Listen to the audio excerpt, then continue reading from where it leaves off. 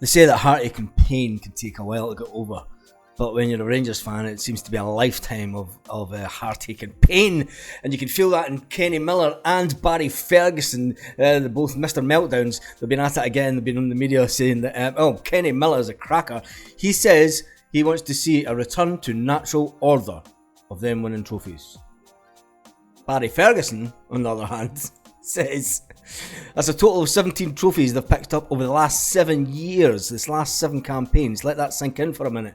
Barry Ferguson says, he says, from the 21 that's been up for grabs over that period, okay, they've stuck 17 into their own trophy cabinet. If anyone at Ibrox thinks that being even close to that is acceptable, they don't deserve to be in the building. The two of them are having a complete meltdown. It's the summertime. There's no football on. They're still at it. They're still having complete meltdowns about how successful Celtic are.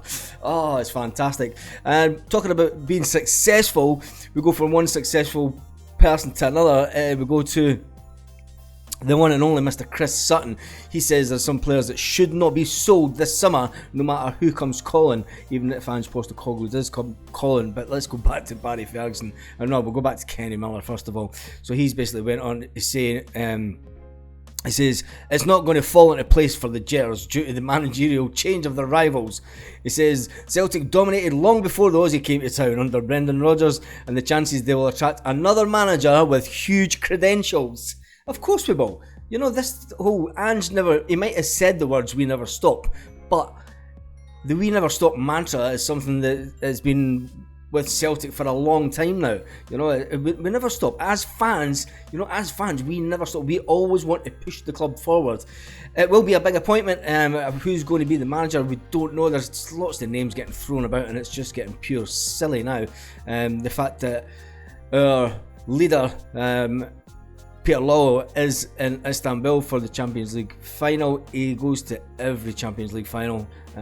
He does have a post at UEFA as well. So let's get back to Chris Sutton. See, Chris Sutton says Kyogo Furiashi should have a not for sale sign stuck over him. Same with Cameron Carter-Vickers and Rio Hatate. He says it goes without saying that Callum McGregor is never going to be sold anyway. He wouldn't leave anyway. The likes of Jota and Carl Starfelt should be in that mix also. He says when you look at the performances that these players played last season, you got to remember, it was only at the beginning of the season people were saying that Carl Starfelt shouldn't be in the team, but he has been Mr. Consistency. You have to say that. He does have the odd pass that maybe goes astray, maybe a new manager. And look at the positives, right? I have to look at the positives of the manager leaving.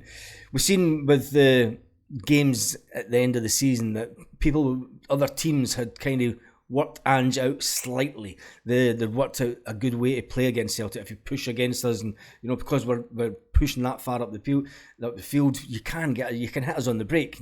And I think it was probably, in hindsight, it was probably good that the manager stepped aside and went for the money. Because let's face it, he's not going to win anything down south. So he's just basically retired from winning things. But where do we go? We get another manager in, someone that's refreshing, someone that can motivate this team to go on. Because you can get a bit stale. And maybe the way that modern managers go and modern players, players only stick around for a couple of years.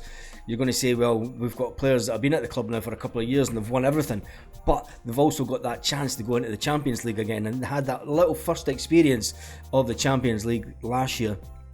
And I think there's a lot of players that will not want to leave Celtic because we are in the Champions League now. No matter, unless it's another team that's playing in Europe, you're not going to jump ship and go to a team. You don't know. Players and agents, you just don't know. But anyway, back to the big man Sutton. He basically says that even now that the Aussies disappeared to Tottenham, he says more important, the crown jewels within the dressing room needs placed under key and lock.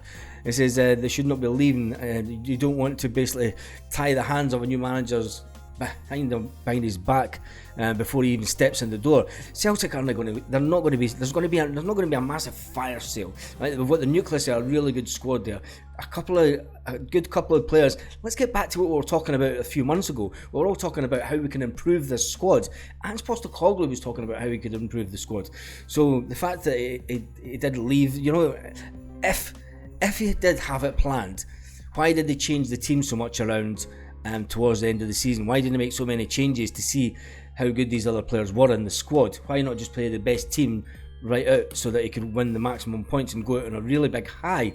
But he did change the team around, and he said that himself. So I'm not sure his mind was 100% made up that he was going to go. He maybe had it in the back of his mind that he was going to go, but I think he was still focused. I think when the Spurs job came around and it was officially offered to him, he was always going to take it. He was always going to take it. Anyway, that's the last we ever speak of the man on this channel. I'll be back tomorrow morning with a nice Sunday morning update. We'll see if there's anything comes out after the Champions League final tonight. If you're watching the Champions League final, who do you want to win? Do you want Milan or do you want Man City to win? Really, I don't. As soon as Celtic's out, I don't really bother. But it was good here last year when obviously Madrid won it because the place went absolutely nuts.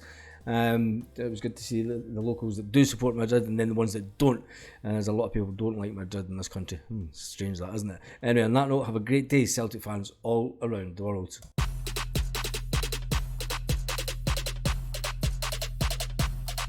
Lit. Roll up to the